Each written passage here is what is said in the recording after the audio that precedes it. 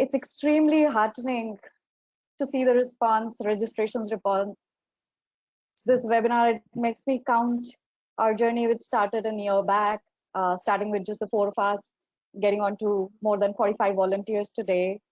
And I'm so happy to see that today we mobilized more than 200 people to join our efforts. The efforts for amplifying voices of women, work of women in health and health systems in India. Thank you, Team WGH India, for making this possible, for lending your time and effort. And it certainly is the beginning of a great journey. WGH India is a part of a global movement of which Dr. Rupa Dutt, who's joining us today, is the founder, and she'll address you shortly.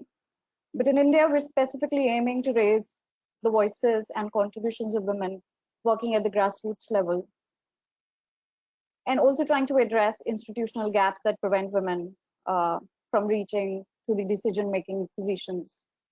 Over this week, we are hosting a dialogue series on engagement of frontline health workers in COVID-19 response in India, which will bring together stakeholders from community, state, and national levels over 3 virtual dialogues.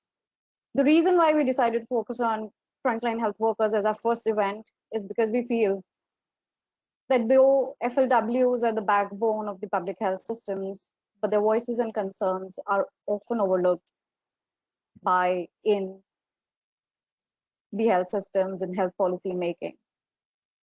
We hope to highlight their concerns and amplify their contributions, and to the end of this dialogue series, come up with a set of concrete recommendations, particularly for ensuring safe and decent working conditions and recognition to their work. Today, we're focusing on the perspectives of community level stakeholders, and we have distinguished speakers with us who've kindly agreed to share the experiences of witnessing the journeys and living the journeys of FLWs in our country. A heartfelt thank you to our speakers for agreeing to be with us, and we're eagerly waiting to hear from you. I now hand over to Rupa, who will talk about the global movement, and then over to Sapna, who's the moderator for today's dialogue. We hope you'll enjoy this dialogue series. Thank you.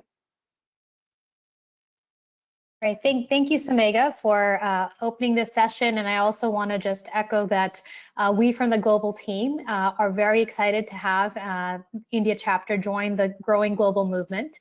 I'm going to speak mainly in English, but I will speak a little bit in Hindi as well. I'm originally from Punjab, Chandigarh exactly. And so just a little bit about the global movement. We started over 5 years ago, really with this big question of when you take a look at the health field and the health sector, it is majority women who make up the workforce, whether it is nurses, midwives, the frontline workers such as ASHAs in India. Majority of them are women. Globally, that number is about 70%. But when you take a look in certain countries, that number goes up to even 90% of the frontline health workers. But when you take a look at the leadership of particularly who is leading the decision making, whether that is in the government or it's in universities or it is in the health districts and even in the private sector, women's leadership in those areas becomes less than 25% of the senior roles globally. And so about 5 years ago, we started asking this question at the World Health Organization, World Health Assembly. What can we really do about it? So the first thing was really around making sure that people were aware that this gap exists. And then secondly, why it really matters. So particularly what Women in Global Health really does is we strive for gender equity in global health leadership. And what that means is that we really want to make sure that particularly women are part of decision making at every level of health. And why that matters, like one, clearly it is women's rights are human rights. Secondly, we also know that it is makes sense from an economic aspect as well. When we know that when societies have women participating equally with decent work, decent jobs, safe working conditions, compensation, having salaries that leads to economic growth, leads to social development, and it also leads to better health outcomes. And then thirdly, we know that when there's diversity in teams, and I know that India chapter will be doing a lot to not just have women in leadership, but really have women from very diverse backgrounds, their perspectives shaping what decision making is happening. We know that we will understand problems better, and the solutions that are put forward will be longer lasting solutions, more sustainable solutions. And so, yeah, Women in Global Health right now, we are have chapters in 15 different countries, and we engage very closely with UN agencies working in health, but at the grassroots level, it is really critical, especially during COVID-19 times, that we talk about the role of women's leadership. Particularly in COVID-19, we have a campaign which is called COVID 50-50, about a gender responsive approach to health security. And within that campaign, we talk about 5 main things. 1, women being equally represented in decision making. 2nd, really making sure that women have safe and decent work conditions that includes having physical protective equipment that is made for their bodies. We know health systems are designed by men for men, but it's actually women that make up majority of the health system. The 3rd is really making sure that we have fair pay, and really the unpaid work that's happening in the health sector starts being compensated. 50% of what women do in the health sector is unpaid work. The 4th part is really making sure that there's gender responsive approaches, and that is really ensuring that we acknowledge that men and women have different biological needs, and they also sociologically interact with the health sector differently, so we should shape our health systems accordingly, and at the very least disaggregate data by sex and gender. So counting what exactly is happening for men and women, but also capturing that from qualitative studies. And the 5th part is really making sure that resources go to women's organizations that work on gender, and really women-led initiatives. We know that women are providing social protection in their communities. So really on this note, Women in Global Health started 5 years ago to ensure that women's perspectives would be part of the global discussion, but more importantly, that we start having gender equal societies. And then I'm going to switch to Hindi for those of you that speak Hindi. So जब हमने Women in Global Health 5 साल पहले शुरू किया था, तब हमने सब देखा था कि जब आप देखते हो हेल्थ सेक्टर में सब ज़्यादा लेडीज़ औरतें ज़्यादा काम करती हैं, पर जब डिसीजन मेकिंग का टाइम होता है, लीडरशिप रोल्स होती हैं, तब उनको पोजीशंस नहीं मिलती हैं। तो तभी हमने ये ऑर्गेनाइजेशन शुरू की है, जो आज हम चीज़ें बात करेंगे, ये बहुत जगह दूसरे देशों में भी ये बात हो रही है कि कैसे हम औरत को डिसीजन मेकिंग रोल्स दे सकते हैं। ये पहला रीजन है कि ये क्या कहते हैं कि राइट थिंग टू डू है। सेकंड चीज है कि ये जब औरत डिसीजंस करती हैं, उनका भी पर्सपेक्टिव जैसे आदमियों का होता है इम्पोर्टेंट होता है। एंड तीसरी बात है, जब हम औरत और आदमी और बाकी और लोग हैं उनके साथ सब सोचते हैं, तब अंडरस्टैंडिंग और जैसे हम देखते हैं चीजों को इम्प्रूवमेंट होती है उसकी। तो तभी हमने ये शुरू किया ऑर्गेनाइजेशन, और हम काम करते हैं यूएन के साथ, वर्ल्ड हेल्थ ऑर्गेनाइजेशन के साथ। हमारे पास अब 25,000 फॉलोअर्स हैं, और हम बहुत खुश हैं कि जो इंडिया के लोग हैं वो अब मूवमेंट के अब बनेंगे और मूवमेंट के contributions करेंगे। Thank you. And then back to you, Samega, and the team. Thank you so much, Rupa, for setting the context and for highlighting how important the issue that we are trying to work on is. हमारी ये जो कोशिश है, ये एक बहुत important gap है, जहाँ पे जैसे आपने कहा कि ज़्यादा से ज़्यादा हेल्थ पे काम महिलाएं करती हैं, और हेल्थ की जो सर्विस डिलीवरी होती है वो महिलाओं के लिए होती है, पर महिलाओं की जो वॉइसेस है, महिलाओं की जो आवाज है, वो पॉलिसी मेकिंग से मिसिंग है। तो ये एक गैप है, और हमारी कोशिश है ये गैप इंडिया में एड्रेस करने की, और ये इंडिया तक लिमिटेड नहीं है, हमारे अलग अलग जगह पे चैप्टर्स है. Thank you for starting this initiative, and we are very excited that our journey is about to begin. So thank you so much. And thank you, Sumega, for setting the context for the India chapter. I want to give a big shout out to all the 45 members. I must tell all of you that to put together an event like this as volunteers is not very easy, because you have to run around for resources, you have to manage it with your daily jobs. So thank you so much, WGH India team and WGH Global team.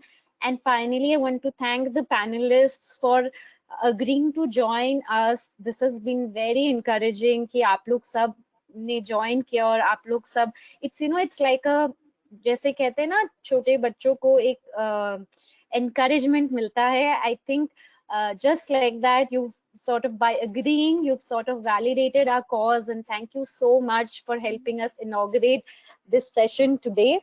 आगे बढ़ने से पहले, before going forward, I wanted to set a few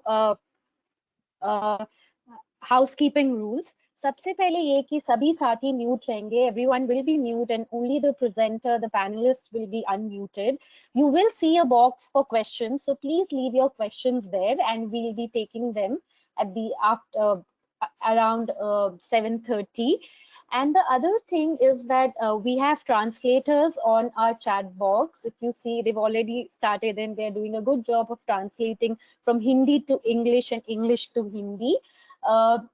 So that's about it. And we will be recording this session. So I hope that we have your consent. If anybody has an issue in terms of not recording, please do flag it for us.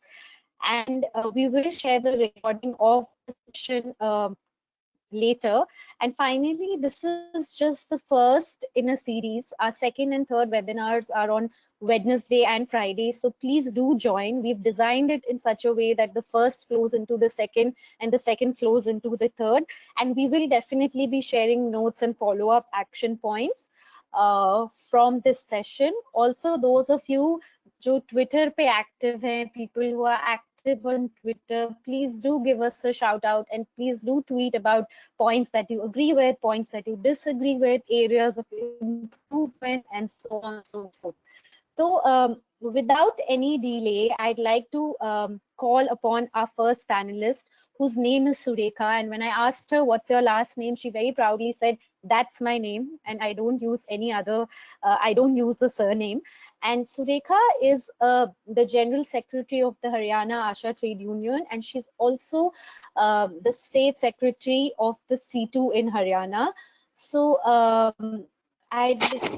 unfortunately, due to some technical glitches, Surekha का video on नहीं हो रहा है, but we'll definitely hear her on voice.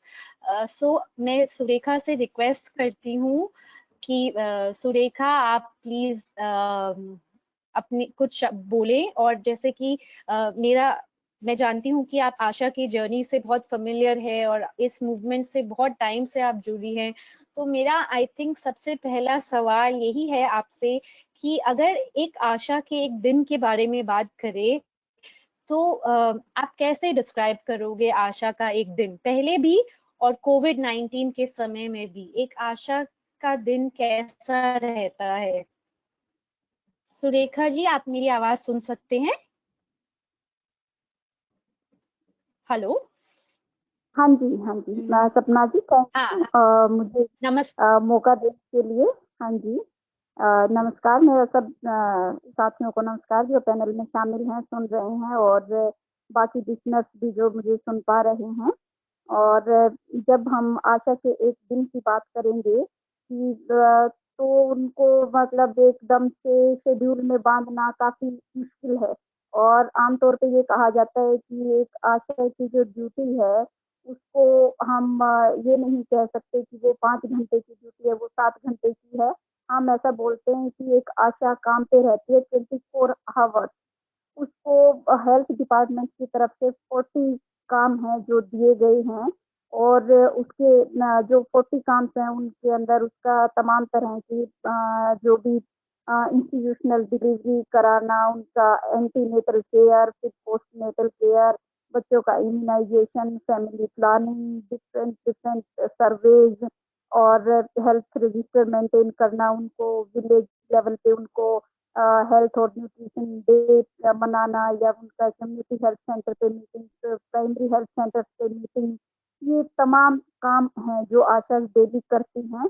और फिर क्योंकि आशा महिलाएं हैं तो वो जो उनके घरों में भी बहुत सारे काम होते हैं, तो उस तरह से जब हम देखते हैं कि वो सबसे पहले उठती हैं अपने घर के और बच्चों को संभालना, और वो तमाम काम करके जब वो काम पे निकलती हैं, तो किसी दिन वो अपने गांव का सर्वे कर रही होती हैं, किसी दिन इम्यूनाइजेशन करवा रही होती हैं, किसी दिन वो एएनसी चेकअप कर रही होती हैं, किसी दिन वो पोस्टनेटल केयर चेकअप कर रही होती हैं।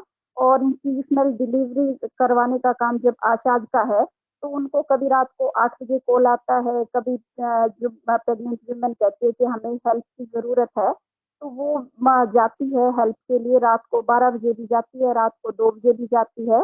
और कभी-कभी उनको पेशेंट के साथ हॉस्पिटल में रहना पड़ता है 2-2 दिन तक। तो इसीलिए वो एक ऐसी थका देने वाला काम है आशाज का, जो और वो कभी ऑफ नहीं होता, सबसे बड़ी बात ये है। और अभी तो पूरे ऑल ओवर इंडिया फ़ोन दिए हैं, केवल सिम दिया है सरकार ने, उसमें फ़ोन अपना खुद का होता है आशाज का, वो खुद खरीदती हैं। तो उसमें जो सिम डालते हैं वो सिम होता है उनका सरकारी, और उससे ये कंडीशन रहती है कि उस सिम को वो ऑफ नहीं कर सकती कभी भी। मतलब कभी चाहे भी आशा कि मैं 5 मिनट के लिए, 10 मिनट के लिए ब्रेक लूँ, तो वो नहीं ले सकते। वो कभी उनका फ़ोन ऑफ होता है और उसपे कोई पेशेंट बाय चांस कॉल कर रहा होता है, और वो शिकायत वो कहीं और जाती है, तो कहेंगे कि आप क्या कर रहे थे? आपका फ़ोन ऑफ क्यों था? तो इन टर्म्स में जब हम देखते हैं तो काफ़ी मुश्किल काम आशा के हिस्से में आया है, और मुश्किल के साथ-साथ बहुत इम्पोर्टेंट काम भी है कि जो हमारा रिप्रोडक्टिव जितना भी काम है, इम्यूनाइजेशन का जितना भी काम है, एक माँ और बच्चे के स्वास्थ्य का जो, जिसको हम कह सकते हैं कि वो फ्यूचर है किसी भी सोसाइटी का, तो फ्यूचर बनाने का काम आशा कर रही है। लेकिन इसमें हम मतलब जो दुःख रहता है वो सारा काम करते हुए आशा को, वो ये रहता है दुःख कि वो इतना इम्पोर्टेंट काम भी कर रही है और इतना स्ट्रेस उठा के इतना मुश्किल काम भी कर रही हैं, तो उसके बदले में उनको जो रिकॉग्निशन मिलना चाहिए, उनको जो पहचान मिलनी चाहिए, वो पहचान आशा को नहीं मिल रही है। और वो अपने पूरे मतलब हेल्थ के, जब हम ढाँचे में कहते हैं तो सबसे नीचे के पायदान पे आशा काम कर रही है, लेकिन वो महत्वपूर्ण काम कर रही है। वो ज़रूरी जो काम है हेल्थ डिपार्टमेंट के, वो करती है वो। और सोसाइटी के अंदर जब हम कहेंगे कि महिलाओं का वैसे भी दोयम दर्जा है, पैट्रियार्की है, वो भी उन सब चीज़ों को भी झेलते हैं। और जो आशा के काम है उसके साथ बहुत बार हमने देखा कि आशा जो है काफ़ी मुश्किलों का सामना करती है। इसमें काफ़ी मुश्किलों का सामना उसको करना पड़ता है। तो इसमें इस तरीके से भी जैसे हमारा कई एक आध स्टेट का और भी हमारा एक्सपीरियंस है, हरियाणा का खुद का भी एक्सपीरियंस है ये। कि एक बार जैसे फैमिली प्लानिंग के लिए जब वो कंडोम वगैरह आशा को दिए तो उसपे लिख दिया आशा कंडोम। तो जब हमारे एक ऐसी पिछड़ी हुई सोसाइटी है, पिछड़ी हुई सोसाइटी में जब आशा काम करती है तो उसको ईव टीजिंग का और पता नहीं बहुत तरह के मसलों का सामना करना पड़ा है। यहाँ तक कि सेक्सुअल हैरेसमेंट का भी सामना करना पड़ता है। बहुत सारी आशाज हमारी जो है वो सिंगल हैं, या तो विडो हैं, या डाइवोर्सी हैं, ऐसी भी हैं। उन को तो और भी ज़्यादा जो ये पिछड़ापन है सोसाइटी का, जिनको मैन डोमिनेटिंग हम कह सकते हैं, उसका सामना करना पड़ता है अपना काम करते हुए। और ये तमाम चीज़ें हैं जो रिकॉग्नाइज़ नहीं होती। और एक और मैं इसके अंदर एक बात पे बताना चाहती हूँ, वो ये कि जब डिमांड हम करते हैं आशाज के लिए कि भी हम इतना ज़रूरी काम कर रहे हैं, हमें रेगुलराइज़ किया जाए, हमें कम से कम मिनिमम वेज दिया जाए, ये जब बात करते हैं तो खुद जो है गवर्नमेंट से जो भी में हमें ये जवाब मिलता है, ये मिला है जवाब, हेल्थ डिपार्टमेंट से जवाब मिला हमें, बल्कि हमें हेल्थ मिनिस्टर तक से ये जवाब मिला है कि ये काम तो आपका है।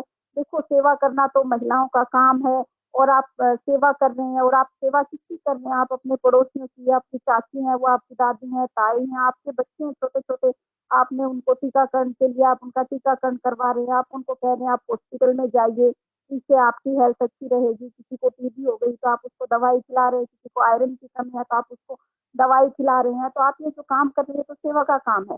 ये तो महिलाएं हमेशा करती ही रहती हैं। इस काम के लिए वेतन नहीं होता है। ये हैरान करने वाली बात है कि सोसाइटी में तो इस तरह से रिकॉग्नाइज किया जाता है कि महिलाएं जो काम करती हैं उसको कोई उसकी उसका कोई वेतन नहीं होता है। लेकिन हेल्थ डिपार्टमेंट के अंदर भी और खुद सरकार की जो मानसिकता है वो भी यही है कि ये जो महिलाओं का काम है और महिलाओं का काम सेवा करना होता है और इसके लिए कोई वेतन नहीं होता।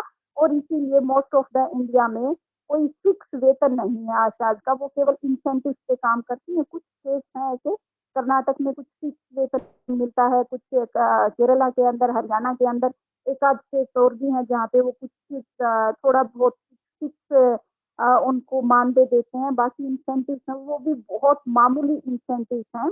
और ये खुद आशा भी काफी गर्व महसूस करती है इस बात पे कि हम बहुत इम्पोर्टेंट काम कर रहे हैं समाज के लिए अपने। लेकिन बस दुख ये है कि उसको रिकॉग्नाइज नहीं किया जा रहा। Thank you Surekha ji, thank you. आपने बहुत दिल से बात की और हमें बताया कि आशा का काम 24 घंटे का है। मेरा एक और सवाल था सुरेखा जी, अभी जैसे ये कोरोना का समय है, कोविड-19 का समय है, तो अभी क्या हुआ है आशा के डेली रिस्पॉन्सिबिलिटीज में? अभी आशा का दिन कैसा है? पहले का काम अभी क्या अभी कम हुआ है और कोरोना पे ज्यादा फोकस कर रहे हैं? अभी कैसी स्थिति है आशा वर्कर्स की? आशा का जितना काम पहले था, यदि हम उसका काम का एवरेज निकालें तो एवरेज हमने कई तरह से सर्वे वगैरह करके कई बार निकालने की कोशिश की है। तो वो जो एवरेज निकलता है आशा का एक दिन का, कम से कम 6 से 7 घंटे का एवरेज निकलता है। जो नॉर्मल टाइम में आशा जो काम कर रही थी, अब हम ये कह सकते हैं कि कोविड के टाइम में ऑलमोस्ट ये जो काम है ये डबल हो गया है। और बहुत कठिनाई में आशा जो अपने आप को महसूस कर रही है, बहुत मुश्किल में महसूस कर रही है। वो इसलिए कि जो रूटीन वर्क थे आशा के, कुछ रूटीन वर्क तो कम हो गए, जो इतना जिसको हम ये meeting village health nutrition day मनाते थे या कुछ और, मतलब ऐसे जो जिसमें कम्युनिटी को मोबिलाइज करने के थे या खुद वो मीटिंगों में जाते थे, तो ऐसे कुछ काम कम हुए। लेकिन उसके साथ साथ बहुत ज्यादा काम कोविड की ड्यूटी में आशा के बढ़ गए हैं। और ये आप इसको कहीं से भी देख सकते हैं कि आज यदि हेल्थ डिपार्टमेंट में कोई फील्ड में काम कर रहा है तो वो केवल आशाज हैं फील्ड में काम करने वाली। हमने बार बार डिमांड किया कि हेल्थ डिपार्टमेंट के अंदर और भी वर्कर हैं जो फील्ड के वर्कर ही माने जाते हैं, जैसे एएनएम है, आरपीएच एएनएम है, या फिर एमपीएचडब्ल्यू मेल फीमेल है, वो सब भी फील्ड के वर्कर ही माने जाते हैं। लेकिन कमाल की बात है कि वो कोई भी वर्कर भी आशा के साथ नहीं है। आशा अकेले फील्ड में काम कर रही हैं और काम उनको जो दिया गया है, आशा को ये काम दिया गया है कि आपको अपने एरिया को इस तरह से सर्वे करना है डेली कि आपका जो अलॉटेड एरिया है वो हर वीक कंप्लीट होना चाहिए। जो मिनिमम एक आशा 1000 की पॉपुलेशन पे काम करती है, तो उसके हिसाब से उसको वो सेंट्रल गवर्नमेंट ने तो जो गाइडलाइन दी उसमें कहा कि एक आशा डेली जो है 25 जो हाउस होल्ड है उनका सर्वे करेगी। लेकिन उनको एवरेज में जो घर पड़ते हैं 50 के अराउंड पड़ते हैं, तो डेली 50 हाउस होल्ड का सर्वे करती है आशा। उसमें ये पता करती है कि किसी को कोई खांसी जुकाम या कोई ऐसा सिम्टम्स तो नहीं है। फिर अपने टोटल एरिया में वो ये चेक करते हैं कि कौन बाहर से आए हैं, वो बाहर से भी आके वो कहाँ से आए हैं, जिनको क्वारंटीन रहना है, जिनको क्वारंटीन रहना उनको मोहर वगैरह लगाना, उनके घर पे जो पेपर चिपकाते हैं वो पेपर वगैरह चिपकाना। फिर उनका डेली उनकी स्क्रीनिंग करना कि उनको कोई टेम्परेचर तो नहीं आ रहा है।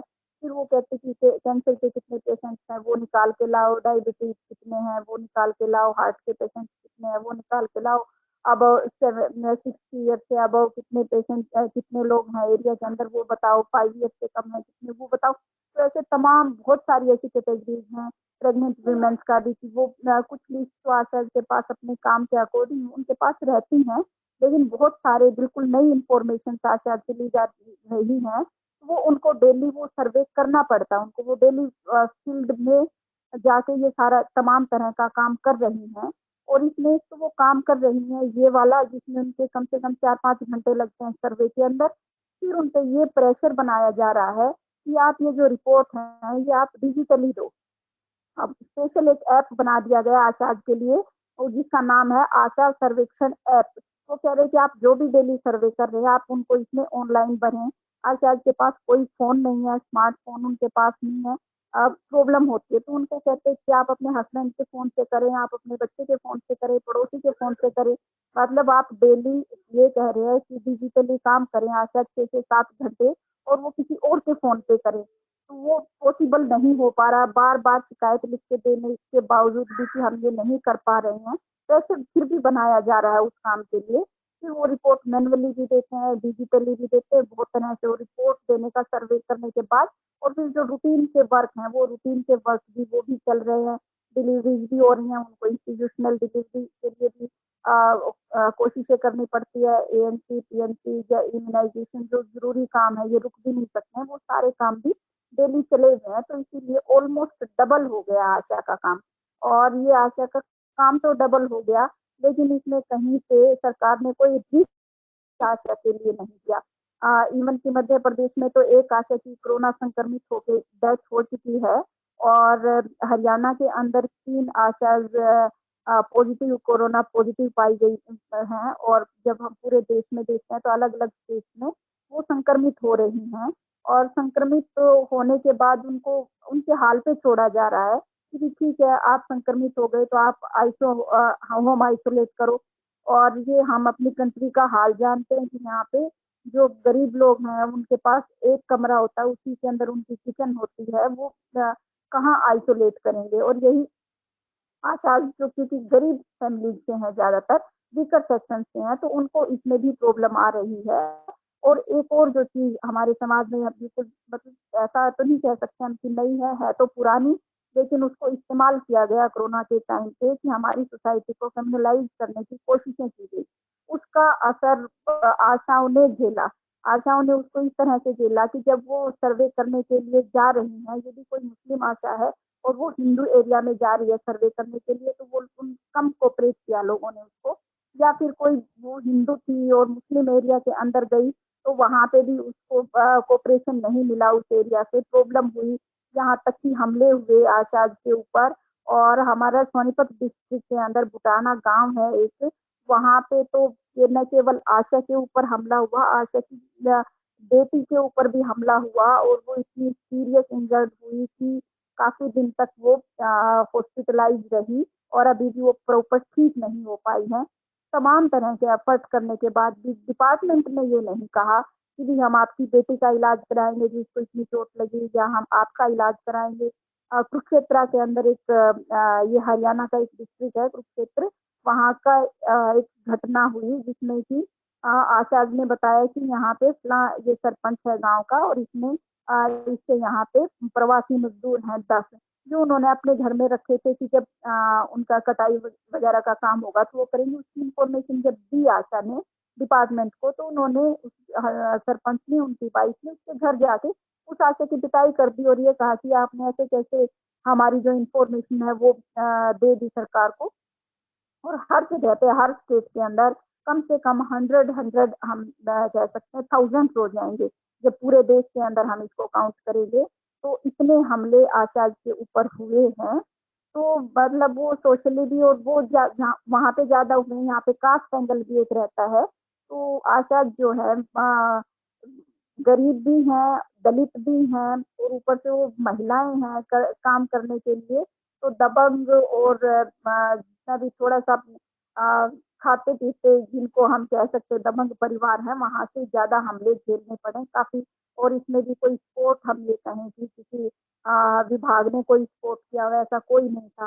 हमारे पास हमारा अपना संगठन ही था जिसने आवाज उठाई। हमारी भी लिमिटेशन रही इस समय पे कि कोई एफआईआर दर्ज नहीं कर रहा तो हम कैसे जाएं थाने तक एफआईआर दर्ज कराने के लिए, हमारे पास विकल्प नहीं थे, हम इकट्ठा नहीं हो सकते थे, हम केवल लेटर्स डाल सकते थे अलग अलग जगह पे। हम वो लेटर्स डालते रहे, उनके रेस्पॉन्सेज भी नहीं मिले, लेकिन उसके बावजूद भी आशा ने कोरोना के अंदर काम किया है। और वो जो काम किया वो बहुत सराहनीय काम है, और उसकी रिकॉग्निशन मिलनी चाहिए, रिकॉग्नाइज किया जाना चाहिए आशा के इस काम को, लेकिन नहीं किया जा रहा है, ये दुख की बात है। और इवन की डिपार्टमेंट के अंदर भी जो एक्सपीरियंस शेयर करते हैं आशा, जबकि वो मैं इतनी गर्मी के अंदर पीपीई किट पहन के कंटेनमेंट जोन में जब वो सर्वे करके आती हैं, काम करके आती हैं, और उसके बाद रिपोर्ट देने के लिए जब वो अपनी पीएच या सब सेंटर पे जाती हैं, तो जो बाकी स्टाफ है हेल्थ का, वो भी उनसे अच्छे से ट्रीट नहीं करता। उनको लगता है कि ये बाहर से कोई इंफेक्शन लेके आई होगी, और इसको हम ऐसे, ना तो उनको मतलब इवन की बैठने के लिए नहीं कहा जाता, उनको अंदर नहीं आने दिया जाता। आशा से रिपोर्ट भी चाहिए, लेकिन उनको कोई कोऑपरेशन भी नहीं चाहिए, और फिर कोई टेस्ट नहीं हो रहा आशा के। वो कितने डेली इतने सारे लोगों के, सैकड़ों लोगों के संपर्क में आ रही हैं, उसके बावजूद भी उनका कोई टेस्ट नहीं हो रहा। जहाँ पे सिम्टम्स भी दिखाई देते हैं, कोई फीवर वगैरह भी किसी आशा के अंदर है, तो उसका भी बड़े मुश्किल से एफर्ट करके टेस्ट करवाना पड़ रहा है। अपने आप डिपार्टमेंट टेस्ट नहीं कर रहा। हम ये डिमांड कर रहे हैं कि हम डेली सैकड़ों लोगों से हम मिलते हैं, हम डेली सर्वे करते हैं, डेली फील्ड में रहते हैं, तो एटलीस्ट महीने में एक बार तो हमारा जो है टेस्ट होना चाहिए कि हम इन्फेक्टेड तो नहीं है। और जो इन्फेक्टेड हो रहे हैं उनको कोई इलाज में मदद नहीं, किसी तरह से कोई मदद नहीं दी जा रही। काम जो है उनसे कोविड के नाम पे भी बहुत सारे लिए जा रहे हैं, और जो पहले उनकी रूटीन एक्टिविटी थी वो तो आशा कर ही रही है। Thank you so much Surekha ji. आपने हमें बताया कि एक आशा का दिन कैसे जाता है।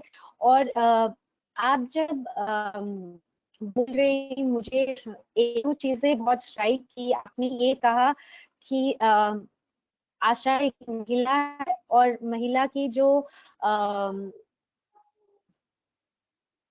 हेलो, क्या मेरी आवाज हाँ आ जी, रही है? हेलो, मैं सुन पा रही हूँ मैं।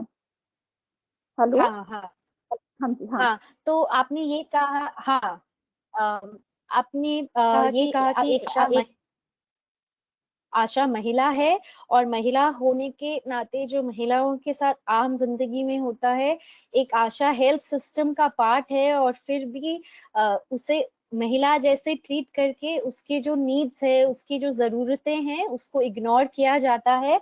और जैसे हम सोचते हैं समाज में और दुनिया में कि महिलाओं का काम सेवा करना है, उसी चीज का फायदा शायद सरकार और हमारा हेल्थ सिस्टम भी ले रहा है कि आशाएं महिला हैं और महिलाओं का काम सेवा करना है, और वो अपना तन मन धन लगा दे सेवा करने में। तो थैंक यू सुरेखा जी, आपने ये बांटा। और ये भी एक चीज और मैं हाईलाइट करना चाहूंगी कि an ASHA is a woman, an ASHA is very often poor, and Asha may be from a Dalit caste, and these are all problems that the Asha carries. So आपने जो डिस्क्राइब किया आशा वर्कर के लाइफ के बारे में, ये जो हमारे सोसाइटी में जो डिस्क्रिमिनेशन है, उसका आपने सॉर्ट ऑफ एक समरी बता दिया एक आशा की जिंदगी के बारे में बता के। तो thank you so much Surekha ji, हम फिर आएंगे आपके पास। And now we move on to our next panelist, Bhanupriya Rao. Bhanupriya Rao is a researcher and author with Behan Box, and she's recently concluded a multi-state study on ASHA workers. And I'd like Bhanupriya to please talk to us a little bit about some of the common patterns that she's seen about ASHA workers' lives across the states that she's done her research on. Over to you, Bhanupriya. 1 second, I'll just unmute you. Yes, hi. Yeah. I think I'm unmuted. Yeah. Can everyone hear me? Yes, we can hear you, Bhanu. Yeah. Okay. Thank you, Sapna, and thank you, WGH, for inviting me over to speak about ASHA workers. And I think in some ways, Surekha ji has completely, would you rather I speak in Hindi, actually?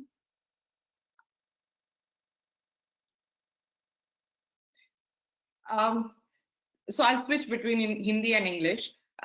तो सुरेखा जी ने तो हमें एक पूरा ही glimpse दे दिया कि आशा worker का जीवन पहले कैसा था, उनका वर्क लाइफ कैसा था, और पैंडेमिक के टाइम में तो और क्या क्या वो कैसा रहा है। मैं एक छोटे से कहानी से शुरू करना चाहूंगी। ये कहानी है मिनारा बेगम की, जो एक आशा वर्कर हैं कामरूप जिले, असम के कामरूप जिले में। और हाल ही में ऐसा हुआ कि उनको अपने जो टीनेज बेटी है उसका एक स्मार्टफोन होता था, उसको 2000 रुपए में उसको बेचना पड़ा। और इसलिए उनको बेचना पड़ा क्योंकि उनको खाने के लिए भी कोई इंतजाम नहीं था घर पे। और वो इसलिए नहीं था खाने का इंतजाम क्योंकि जो सरकार उन्हें जो उनके ऑनरेरियम है 3000 रुपए महीने का, वो पिछले लास्ट उनको मिला था फरवरी में, तो पिछले 5 महीने से उनको ऑनरेरियम नहीं मिला है। और उनके जो पति हैं वो आउट ऑफ वर्क हैं, वो उनकी नौकरी जा चुकी है, लॉकडाउन का समय है तो उनको अपना नौकरी खोना पड़ा। और उन्होंने और जो सरकार सेंट्रल गवर्नमेंट ने 1000 रुपए कोविड अलाउंस का ऐलान किया था, वो भी नहीं मिला। ऊपर से उनको 3000 रुपए एक इंश्योरेंस, हेल्थ इंश्योरेंस जो असम सरकार देती है, जो 2017 में उन्होंने गैस्ट्रिक अल्सर की सर्जरी करवाई थी, उसके लिए जो तब के 3000 रुपए थे वो आज तक नहीं मिले। तो मैंने ये कहानी इसलिए आपको सुनाई क्योंकि ये मिनारा बेगम की कहानी तो है, लेकिन ये तमाम आशा वर्कर्स की कहानी है पूरे देश में, जहां ना तो उनको टाइम पे सैलरी मिल रही है, ना जो कोविड का अलाउंस अनाउंस किया गया है वो मिल रहा है। ऊपर से उनके जो रेगुलर अलाउंसेस, इंसेंटिव्स हैं जो उनको मिलते हैं इम्यूनाइजेशन के या होम बेस्ड पोस्टनेटल केयर के, एंटीनेटल केयर के, और you know for the 66 tasks that they have to do, those incentives have been cut down, जिसका मतलब है कि ये पैंडेमिक के दौरान, जिसका मतलब है कि उनका जो ये मार्च से जो मई जून का जो इनकम है, हाउस होल्ड इनकम है, वो एकदम आधा हो गया है, ऑलमोस्ट एटलीस्ट आधा हो गया है। So what we've heard about in the media about stories on ASHA workers and so on. So at Behan Box, what we decided to do was to see if there is a clear pattern of this across states. तो हमने 16 states में एक सर्वे किया जिसमें हमने आशा workers और आशा union के leaders से बात की across India, south west, north, east and north east as well. तो इस सर्वे में हमको कुछ फाइंडिंग्स मैं जल्दी से आपको बताना चाहूंगी। तो जब ये पैंडेमिक शुरू हुआ था अप्रैल में, जो सेंट्रल गवर्नमेंट है, ministry of health and family welfare ने एक अनाउंसमेंट किया था जियो के द्वारा कि 1000 रुपए आशा वर्कर्स को जनवरी से जून महीने के लिए हर महीने 1000 रुपए दिए जाएंगे। मतलब 30 रुपए 33 रुपए पर दिन दिए जाएंगे। इनके ये जो भी सुरेखा जी ने अभी काम बताए हैं, इन सब के करने के लिए 33 रुपए पर डे दिए जाएंगे। अब आयरनी की बात यह है और हंसी की बात यह है कि ये इतना कम तो है, पर बहुत स्टेट्स ने क्या किया है कि ये देखा है कि हम कैसे इस इंसेंटिव को भी कट करें। So in our survey, what we found was that 75% of the states, and that's a big number, 75% of the states have not paid this COVID incentive. 75% और states ने तो ये incentive आज तक पे ही नहीं किया। फिर उसमें से बहुत सारे states ऐसे हैं जिन्होंने ये डिक्लेयर नहीं किया कि किस महीने से किस महीने तक का इंसेंटिव देंगे। ये तो बोल दिया आशा वर्कर्स को कि हम देंगे आपको इंसेंटिव, पर किस महीने से किस महीने तक का देंगे ये नहीं बताया। So in our survey, only Maharashtra, Rajasthan, and Kerala have said and also paid incentives between January and June.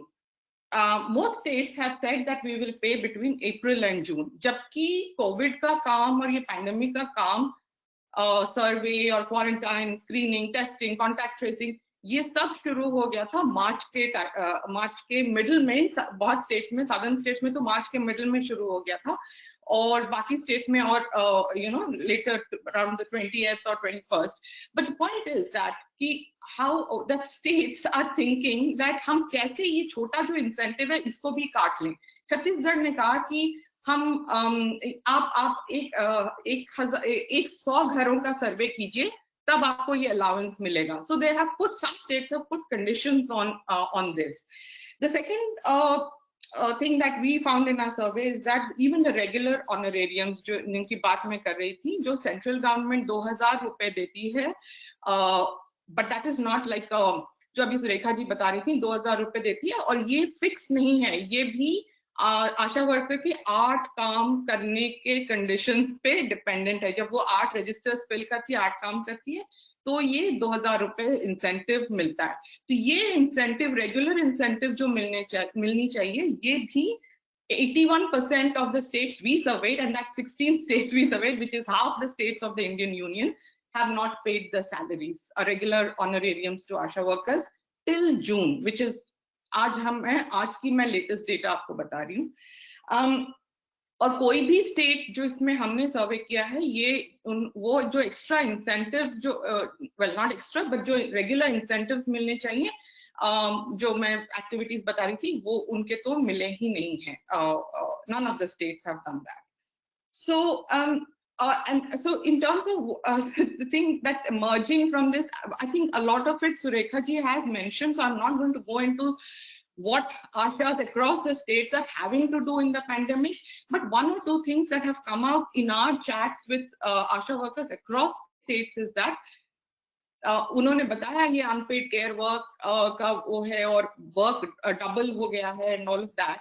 But one of the things that's emerging quite a bit is that there is ASHA workers are staring at a big mental health crisis during this pandemic, and that mental health crisis is for 3 reasons. एक तो ये कि किसी भी states में कि कोई भी सरकार ने ये नहीं देखा है कि आशा वर्कर्स की सेफ्टी का हम क्या करें. None of them have been sent with PPEs. सबको या तो फ्लिम्जी मास्क मिले 5 या 6, एक बॉटल सैनिटाइजर का महीने का, जो कि 10 दिन आता है, और बाकी उनको खुद अपना साबुन और सब कुछ वो करना पड़ता है, जिसकी वजह से उनका आउट ऑफ पॉकेट एक्सपेंडिचर भी बढ़ा है. मतलब वैसे ही आशाज अपने उससे खर्च करती हैं, और अब तो उनको और ज्यादा बढ़ा है पैंडेमिक की वजह से. तो उनका एक बहुत बड़ा मेंटल स्ट्रेस और एंजाइटी ये है, जिसके ऊपर हम आई डोंट थिंक कोई भी सरकार या कोई भी ज्यादा सोच रहा है.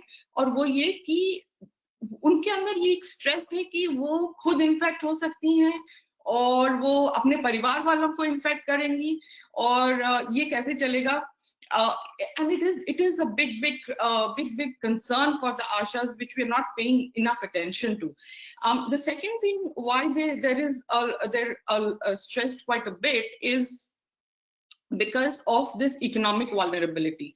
Many of them, as we heard from Surekha ji, they come from, they're either single women or come from really vulnerable poor households from within the community. Now, if you are taking like if their incomes are halved and paise time pe nahi mil rahe. I spoke to an ASHA worker just the other day from Telangana who is thinking of pulling her 2 sons out from school because now she can't pay the school fees. तो वो अपने वहां से निकालने की वो बात कर रही है, और वो काफी दुखी थी, काफी स्ट्रेस थी कि अब क्या होगा, क्या होगा. Uncertainty. Her husband is asthmatic and they can't even get money for his treatment during the lockdown period. So there is that mental health this thing. Then they are overworked, like overburdened, overworked, stressed, heat, exhaustion, so on and so forth. So they are, और ऊपर से अभी क्या हो रहा है कि what we've seen until now is like the tip of the iceberg. अभी as more migrant or labor return into the villages, इनका काम और बढ़ जाएगा और ज्यादा infection का risk बढ़ेगा. और जैसे सुरेखा जी बता रही है, ना कोई टेस्टिंग फैसिलिटीज हैं इनके लिए, ना कुछ. So we are actually staring at a big mental health crisis for ASHAs, and we really need to take cognizance of that. But apart from that, I think what what Surekha ji mentioned about is the common kahani of ASHA workers across states, including Kerala, where things are a bit better, but the nature of an extension of unpaid work, and the fact that they're not regularized, they're not part of the system. This is the one thing that has come a lot in our survey talking to ASHAs, is that the health department doesn't consider them as their own, so they're okay as long as you dump work on them, but they're not okay to be paid, or they're not okay to be given other sort of benefits and everything. So there's a lot of feeling of exclusion, and especially during this crisis, the fact that they are being used but not being not being respected, and not given proper safety nets by the governments. Thank you so much, Bhanupriya. You again highlighted what Surekha ji was saying, and you added that mental health, there's a mental health crisis looming, there's anxiety, there's also lack of safety. And I think both you and Surekha ji constantly kept highlighting that ASHAs are being used, but they are not being respected and they are not being recognized. Even Surekha ji kept saying that. And I think I again want to underline here, it seems like gender norms are at play left, right, and center, because women keep doing work and most women are not recognized, right? And the health system, like our family system, relies on women, but they don't recognize our health workers. So that's very, very important. Thank you so much for flagging that, Bhanupriya. Now we'd like to move on to our next panelist, Sneha Krishnan. Unfortunately, due to technical issues, her video is not available, but I'd like to now call upon Sneha, who's a co-founder of Environment Technology and Community Health Consultancy Services in India. This is a women-led consultancy, and Sneha has also been a part of the multi-state study. I'd like Sneha to talk a little bit about the capacity building requirements of ASHAs and also Anganwadi workers, particularly in terms of sizing their right.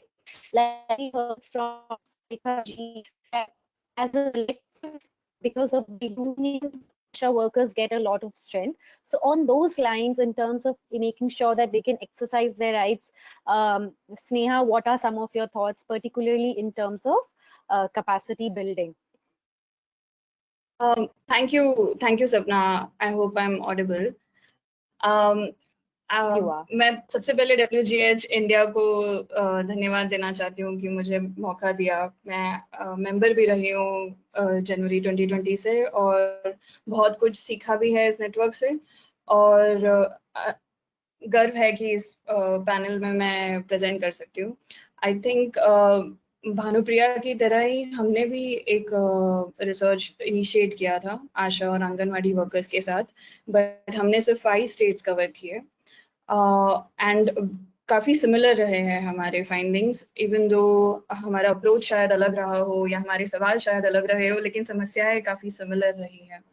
तो उन्हीं समस्याओं को ना दोहराते मैं एक अलग तरीके से अपने फाइंडिंग्स को प्रेजेंट करना चाह रही हूँ, जो उनके कैपेसिटीज़ के बारे में बात करें। अगर आपको याद है, अमर्त्य सेन करके एक बहुत अच्छे जाने माने इकोनॉमिस्ट है जिन्होंने कैपेबिलिटी अप्रोच के बारे में बहुत पहले अपनी थीसिस लिखी थी और बुक्स पब्लिश किए थे।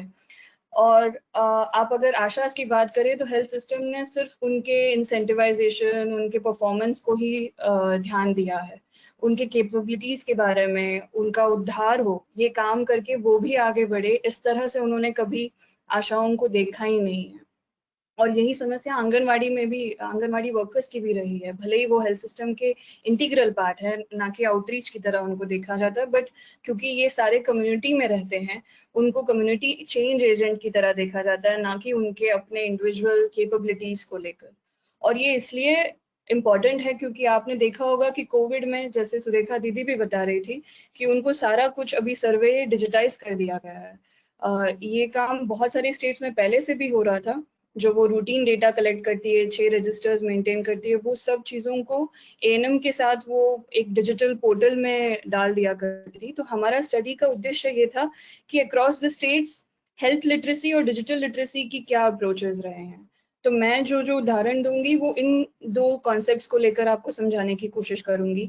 हेल्थ लिटरेसी से मेरा ये मतलब है कि अगर कोरोना एक नई बीमारी है जिनके बारे में शायद आशा उसको पता ना हो या आंगनवाड़ी वर्कर्स को पता ना हो, तो उनको समझाने में स्टेट्स के क्या रिस्पॉन्सेज रहे, उन्होंने उनको किस तरह से नई इंफॉर्मेशन दी है, किस तरह से उनको ट्रेनिंग दी है। हमें जानने में मिला है कि ये हर स्टेट का अलग अप्रोच रहा है। हम हालांकि ICT जिसको हम इंफॉर्मेशन कम्युनिकेशन टेक्नोलॉजी कहते हैं, ये सभी जगह यूज हुआ, क्योंकि कोई ट्रेनिंग के लिए सबको एक जगह एकत्रित करके हैंड्स ऑन ट्रेनिंग नहीं दे पाया कोई भी स्टेट, क्योंकि इमिडिएटली लॉकडाउन शुरू हो गया था। बट बहुत सारे स्टेट्स में टेलीफोन बेस्ड या व्हाट्सएप या फेसबुक के थ्रू वीडियो सेंड करना, इन माध्यम के तरह से लोगों को जानकारी पहुंचाई है। लोगों से मेरा मतलब है आशा वर्कर, आशा फैसिलिटेटर जो अपने अंडर 25 आशाओं को देखती है, 25 से 30, और ऑफ कोर्स आंगनवाड़ी वर्कर्स भी। और इन लोगों का अगर समझो कुछ भी गलत इन्फॉर्मेशन मिल जाता है या गांव में रूमर्स फैलने लगता है, तो इनके पास एक ही माध्यम होता है कि वो अपने सुपीरियर को फोन करके पूछे कि ऐसा करने से बीमारी से हम बच सकते हैं क्या। तो अगर उनको कोई डाउट होता है तो देयर इज नो मैकेनिज्म जिससे वो अपने नई, और हम जैसे रिसर्चर्स भी स्ट्रगल कर रहे हैं कि हर दिन कोरोना के बारे में जो भी रिसर्च छप रही है वो दिन ब दिन चेंज होते जा रहा है। तो उनके लेवल पे ये नई इन्फॉर्मेशन आते आते बहुत समय लग जा रहा है और इसके लिए कोई मेजर नहीं लिया जा रहा। दूसरी समस्या ये है जो सुरेखा दीदी भी बता रही थी कि डिजिटाइज करने का मतलब ये है कि आप असम्पशन लेके चल रहे हैं कि हर आशा वर्कर के पास एक स्मार्टफोन है, जबकि बहुत सारे घरों में स्मार्टफोन नहीं होता, और अगर उनके घर में है तो वो पति का होगा या बेटे का होगा, और फिर उनसे उनको मदद लेनी पड़ती है कि आप इस रिपोर्ट का फोटो लेके भेज दीजिए। वो अपना फोन तो यूज करती हैं अगर ट्रांसपोर्ट अरेंज करना हो, किसी प्रेग्नेंट वुमेन के पास जाना हो, बट वो जैसे भानु दीदी बता रही थी वो अपने खर्चे से करना पड़ता है उनको। इसके चलते हमको लग रहा है कि काफी एक बड़ा डिजिटल डिवाइड रहा है जो हमें स्टेट्स में भी देखने मिला। महाराष्ट्र जैसे स्टेट में आप देख सकते हैं कि हमें आशा फैसिलिटेटर्स बहुत इजीली बता पा रही थी कि आप प्ले स्टोर में जाइए, जूम को डाउनलोड करिए, आपको लिंक दिया जाएगा, और हमको ट्रेनिंग अटेंड करने बोलते थे। सो उन लोगों का कंफर्ट लेवल बहुत आगे है। जबकि हमने जब उत्तराखंड में बात किया या इवन उड़ीसा में बात किया, वहाँ पे उनका पूरा रिलायंस फोन कॉल्स पे रहा हो या अपने सुपीरियर से जो इन्फॉर्मेशन मिलती है उसी चीज को फॉलो करने के लिए रहा हो। तो एक तरफ से हम चाह रहे हैं कि आप आशास को इतना इंडिपेंडेंट बनाएं कि वो कम्युनिटी में चेंज एजेंट का काम करे, बट उनको अगर सही इन्फॉर्मेशन सही तरीके से और सही समय से ना पहुंचा पाए तो उनका परफॉर्मेंस के लिए आप कैसे so you are just using in a way कि आप इन चीजों को ट्रैक कर पाए, बट उसके अलावा आप उनके एम्पावरमेंट के लिए कुछ नहीं कर पा रहे हैं। इससे आप एक अजम्पशन ये भी समझ सकते हैं कि टेक्नोलॉजी देने से चीजें सॉल्व नहीं हो पाएगी। It is easy to collect faster information through technology, but और टेक्नोलॉजी एनेबल भी करती है बहुत सारी चीजों को, पर टेक्नोलॉजी रिप्रोड्यूस भी करती है। जो सोसाइटी में एग्जिस्टिंग डिवाइड है, चाहे वो डिजिटल डिवाइड हो, चाहे कास्ट हो, जैसे दीदी बता रही थी, सुरेखा दीदी बता रही थी, ये चीजें टेक्नोलॉजी उसी दुगनी कर देता है या त्रिगुनी कर देता है। उसका खर्चा अलग से होता है जो मोस्टली परिवार को उठाना पड़ता है, और फिर आप it is helpful no doubt. अगर जिनके पास स्मार्टफोन है उनको इन्फॉर्मेशन क्विकली मिल जाता है, वो यूट्यूब में देख सकती है, सरकारी वेबसाइट्स पे देख सकती है। बट जिनके पास नहीं है, क्या हम एक्स्ट्रा मेजर्स ले रहे हैं ताकि उनके पास सही जानकारी सही समय पे पहुंच पाए। कुछ और चीजें जो दीदी बोल चुकी है उसको मैं दोहराना नहीं चाह रही हूँ, but capacities is also a longer term issue, कि सिर्फ कोरोना का सर्वेलेंस करना, जो बाहर से लोग आए हैं उनको रिपोर्ट करना इज नॉट इनफ। आशास को ये भी एक प्लानिंग प्रोसेस में भी इन्वॉल्व करना कि ये कम्युनिटी का आगे 2-3 महीने में किस तरह से प्रभाव होने वाला है, उनकी रूटीन इम्यूनाइजेशन जो करते हैं, जो उनके रोजमर्रा टास्क जो होते हैं वो अफेक्ट हो रहे हैं, और ये स्टेट्स में काफ़ी जगहों पे ट्रैक किया जा रहा है, बट उनको प्लानिंग में इन्वॉल्व करना कि अगर हमको ये समस्या और 3 महीने तक चलती रही तो हम किस तरह से इसको टैकल कर सके, इन डिस्कशंस में आशाज और आंगनवाड़ी वर्कर्स का बहुत ही लिमिटेड रोल रहा है। एंड इट ऑफन डिपेंड्स कि वो कितनी एक्सपीरियंस्ड है, कितने सालों से आशा काम कर रही है या कितनी नहीं है, इन चीज़ों पे बहुत वेरिएबल रहता है उनका इन्वॉल्वमेंट इन तरह के डिसीजन, इस तरह के डिसीजंस मेकिंग का। एक और समस्या हमको ये लग रही थी कि क्योंकि परफॉर्मेंस बेस्ड इंसेंटिव है उनका कि आपने ये कार्य किया तो आपको पैसे मिलेंगे, और फिर वो पैसे डिले भी हो रहे हैं बहुत सारे परिवार में। हालांकि आशास की मोटिवेशन इंटरव्यूज में बहुत ओपनली दिखकर आ रहा है, लेकिन हम क्योंकि इन लोगों के साथ काफ़ी और प्रोजेक्ट्स पे भी काम कर रहे हैं, वी कैन सी कि उनका फैमिली बर्डन्स भी काफ़ी सारा है। तो अगर आप ट्रांसपोर्ट के लिए, पति के लिए वेट कर रहे हैं, so you are adding someone else's work burden as well. You're increasing someone else's work burden within the family as well. So it is not just the ASHA worker who's struggling with the corona, it's also impacting the family where ASHA workers are involved. क्योंकि वो फिर अपने बच्चों को नहीं संभाल सकती, उनका एजुकेशन के नीड्स, उनके न्यूट्रिशन नीड्स को नहीं मीट कर पाती क्योंकि वो हर बार बाहर है, और इस लॉकडाउन के चलते उनके चैलेंजेस और भी बढ़ ही रहे हैं। सो ट्रांसपोर्ट हो या इंफॉर्मेशन हो, डेटा हो, how easily are they able to recharge, जिससे वो वीडियोस देख पाए या किसी को फोन कर पाए। तो ये सारी छोटी छोटी चीजें हैं जो हमको लगती है समस्या नहीं है, but in the larger run अगर ये 2-3 महीने के लिए और सस्टेन करना है तो there is a huge need to build their capacities rather than just tell them कि आपको सर्वेलेंस करना है, आपको प्रेग्नेंट वुमेन को इंश्योर करना है कि वो बाहर ना निकले। सो एक यूनिफॉर्म अप्रोच लाना is not possible, but at least एक मल्टीपल लेवल पे इसको एड्रेस करना बहुत जरूरी है। Sapna, over to you. Thank you so much, Sneha. I think in what you described right now seemed and came across as a very top-down approach of working with Ashas. They are told what to do, and they are probably also told how to do it, but they are given no support, and they are the ones who figure out support through their family members, through the community, and they are the ones who lose in the process because they are, like we've been talking about it, mental anxiety hai, remuneration enough नहीं है, और उनके against violence और stigma भी है, अभी जैसे कोविड-19 के सिचुएशन में हम देख रहे हैं। तो बेसिकली कहीं भी आशास का इन्वॉल्वमेंट नहीं है, उनको बस कहा जा रहा है क्या करना है। तो जैसे हम कहते हैं कि प्लानिंग प्रोसेस में उनका इन्वॉल्वमेंट नहीं है, और प्लानिंग के बाद जो इम्प्लीमेंटेशन होता है उसमें उनके क्या एक्सपीरियंसेस है उसका कोई फीडबैक लूप नहीं है, वो कंसिडर्ड नहीं होता है कि आशा के क्या एक्सपीरियंसेस है। तो basically in a way health system का बोझ आशा पे है, पर उनका कोई सुन नहीं रहा है और उन्हें कोई इन्वॉल्व नहीं कर रहा है प्लानिंग में। Just to summarise what you said, thank you so much Sneha.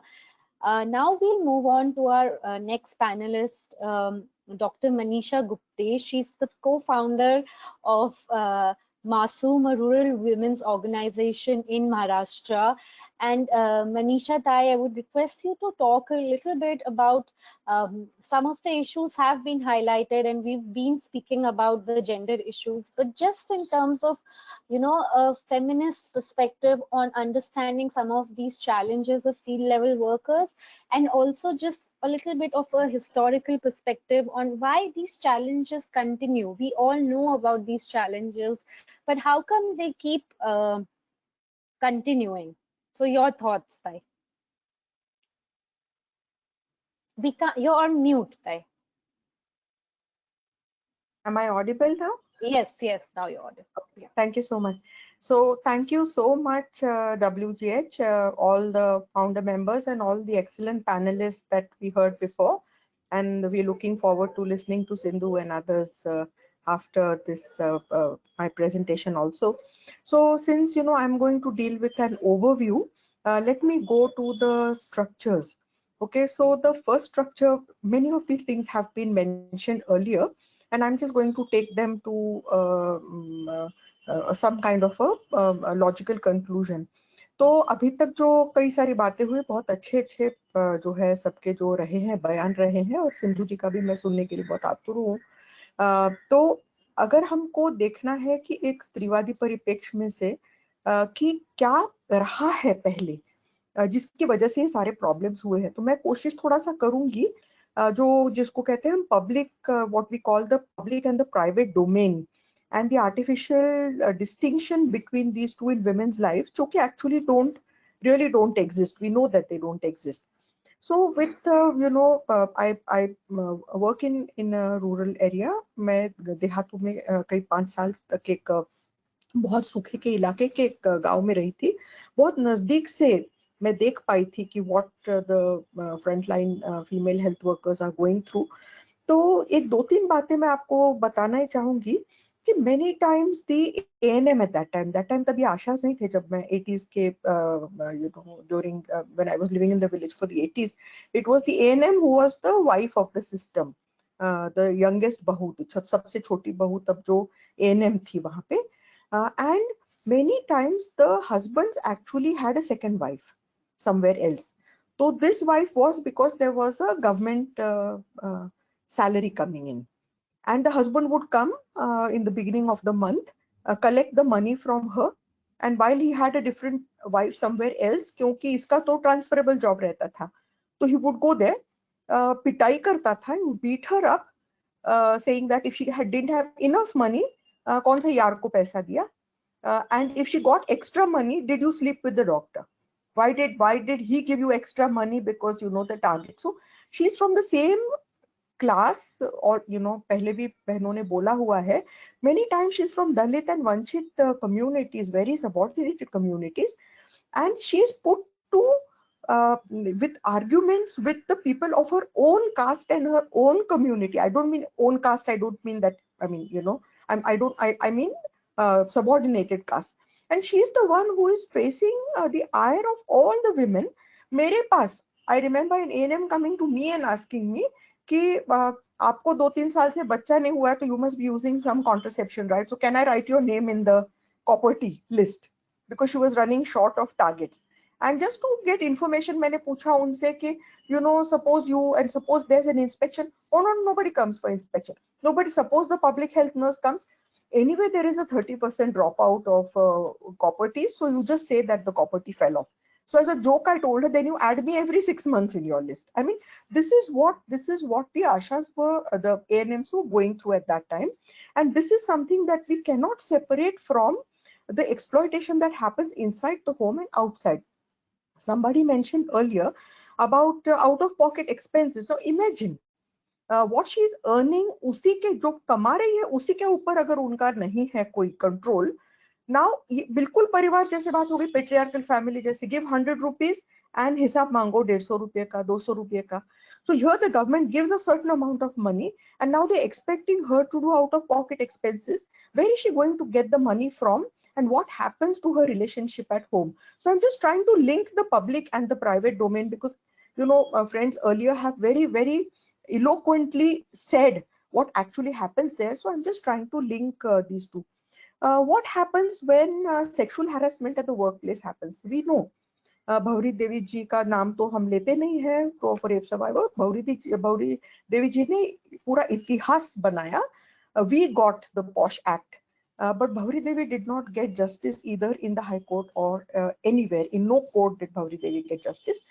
But उनके यहाँ पे जो था, sexual harassment at workplace was considered, even though she was raped on a land that was not directly part of an office, but it's because she was fighting for the the very mandate that the government had given her in terms of reducing child marriage. और उन्होंने एक राजपूत घर के 2-3 साल की बच्ची के child marriage के बारे में बात की थी उन्होंने, और उनके ऊपर सामूहिक बलात्कार वहां पे हुआ था. So अब आप देखिए, whether it is an ANM or whether it's an ASHA, इनका workplace भी तो बहुत फजी है ना, कि जो उनका पब्लिक डोमेन है वो किसी दूसरे औरत के घर का प्राइवेट डोमेन है, वो घर के अंदर किसी और के घर के अंदर जाती है ना. So then whose private domain is it and whose public domain is it? So the kind of connection between the woman that she's visiting and the woman who is coming to the doorstep. So I think, you know, these kinds of connections I just want to draw. And then almost unpaid at both places, दोनों जगह पे unpaid है, almost exclusive women's force, right? Why does unpaid work always have to be women, whether it is inside the house, outside the house? Now community is supposed to monitor the ASHA. Anyone who works with the community knows how hierarchical the community is. Community caste, it's caste dominated, it's class dominated, it's patriarchal, it's in many ways it's an exalted caste panchayat, and you expect an ASHA or an ANM to get certain you know, signatures from the community. Why not the primary health center doctor? Why doesn't that doctor get paid by the community or get signatures from the community? So I think I would bring it back again to the caste, class, and the gender dimension, and how these interact in the woman's life. Now the thankless job, of course, you know, we have talked of, you know, the same you know, situation that women from you know, Vanchit and you know, Dalit caste face. Now the question 1B that you had asked Sapna and the you know, GH team, what has happened during COVID? You know, the COVID is just a mirror, right? It's just showing us who we are, and we have realized, you know, that normal, that also, you know, was something that is terrible, and we don't want to go back to that situation again, क्योंकि बहुत ही गंदा था. Normal आखिर में क्या है, जो norms follow करता है वही तो नॉर्मल है ना. सो दैट्स व्हाई हमको वापस जाना नहीं है जाति व्यवस्था के पास. अब लोगों के साथ खाना नहीं खाइए, लोगों के पास में नहीं बैठे, जाति व्यवस्था के लिए तो बहुत ही अच्छा हो गया. क्यों मुसलमान के घर जा रही हो, क्यों किसी और के जा रही हो, क्यों कहाँ से किसी से बात कर रही हो? Now all these things are getting consolidated during COVID. Now what happens in increased violence, including sexual violence inside the house, और ये ANM and ASHA वो जाती है दरवाजे पे, and she recognizes that there is domestic violence inside the house. पता है उनको कि पिटाई हो रही है इस घर के अंदर, जो है ये जो बच्ची है उसके ऊपर sexual violence हो गया है, प्रेग्नेंट है, STD HIV तो छोड़ ही दीजिए, संसर्ग जो भी हो गया होगा, लॉकडाउन उठने के बाद ही हमको पता चलेगा. पर अगर प्रेगनेंसी है तो what happens with the POCSO Act? वो क्या रिपोर्ट करेंगी? That a 12-year-old or 13-year-old was sexually harassed. We know कि 70 से 80% रेप्स और सब कुछ जो होते हैं तो घर के अंदर होते हैं, with people we respect. We know stranger danger is not the major rape that happens.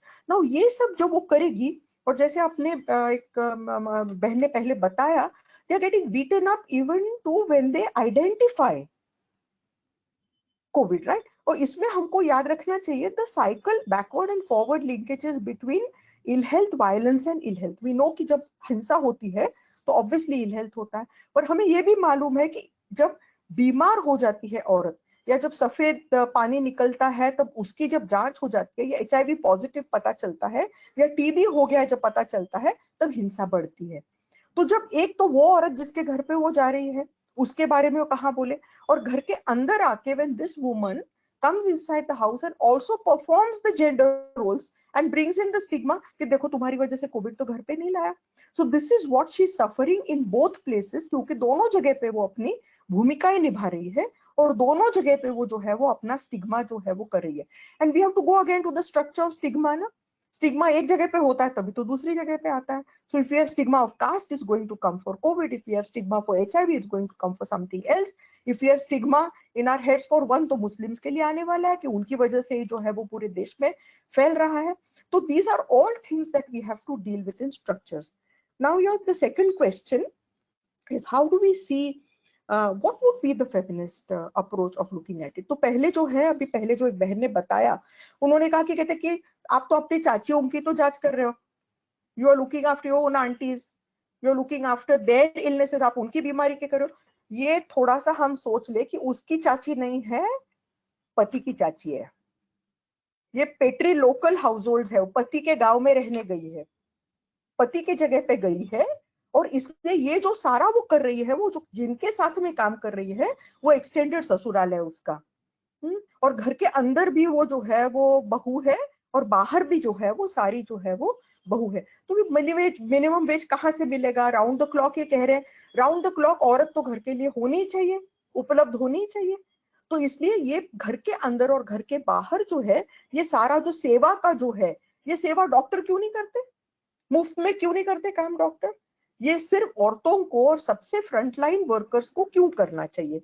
तो अगर हमको इसको, अगर वी हैव टू चैलेंज, तो हमको घर के अंदर का काम और घर के बाहर का काम, what is inside the house and outside the house, we'll have to first challenge. Private and public domains ऐसा कुछ अलग रहता नहीं है, निजी जिंदगी और सार्वजनिक जिंदगी में कोई फर्क नहीं रहता है। ये जो दहलीज बनाई हुई है, अंदर जो होता है वो इज्जत के नाम पे बाहर नहीं जाते, और बाहर पे जो सारा संविधान में लिखा हुआ है या मानवीय अधिकारों के दस्तावेज में लिखा है, वो घर के अंदर आने में डर जाता है, झिझक जाता है। एंड आई थिंक ये दहलीज जो है, ये पहले हमको तोड़नी पड़ेगी if we want a feminist approach to that, because people's lives are not separated in the public and private domain. दूसरा ये कि हमको देखना पड़ेगा कि पहले भी जो है वॉशरूम्स कहाँ थे? टॉयलेट नहीं हो तो आप इलेक्शन नहीं लड़ सकते, तीसरा बच्चा हो गया आप इलेक्शन नहीं लड़ सकते, आपको मैटरनिटी बेनिफिट्स नहीं मिलेंगे। सिंधु जी बताएंगी 95% of women are in the unorganised sector, पहले उनको मैटरनिटी बेनिफिट्स नहीं है। rather than universalize maternity benefits, we want to take away from those 2% or 3% people.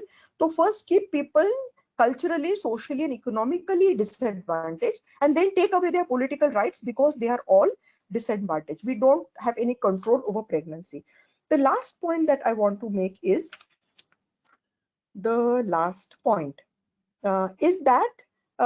when women are considered, we have to see how women become part of the system. क्योंकि फिर मायका ससुराल वाली बात है, बोला था ना अभी कि she is part of that but never considered part of the system. वही तो है, when she gets married and goes into the husband's house, she is neither part of both households, and that's why we have to challenge how women are treated inside. We have to have a rights-based approach. We need to see that constitutional and human rights go inside. What happens when women fall ill, and therefore what happens when when frontline workers get COVID? Who is going to look after them when caring is for her job? I think I'm going to stop here, I think we just have to challenge patriarchy, and we can't, as Ambedkar says, we can't challenge patriarchy without caste, and we can't challenge caste without class. And unless we challenge all these together, I think we are not going to. So patriarchal, a feminist response to patriarchy would be to Brahminical patriarchy, would be to the class system, would be to heteronormativity, would be to every other oppressive system, to body and mental ableism in this country. And I think that that's the way that would be the feminist response. Thank you. Thank you. Thank you so much, Tai, for your very passionate thoughts. I now go on to Ms. Sindhu, who's the National Secretary of C2, and she's the National Convener of the All India Working Women's Coordination Committee. Ms. Sindhu, my specific question to you is that are there examples, हमने सुरेखा जी से भी सुना starting में, that the power of the collective is very strong and whatever strength they get is from their union. तो हमने अभी सुना कि काफी सारी मुश्किलें हैं, हमने सुना कि gender norms है, बाकी सब चीज हमने सुना. क्या कोई specific examples है जहाँ collective action के कारण कुछ चीजें बदली हैं, जो feedback loop है वो establish हुआ है? Or is that too hopeful? Your voice is muted. Okay. Yeah, we can hear you. Thank you so much. Okay, actually we are opening a Pandora's box, and the entire question of this unpaid labor also.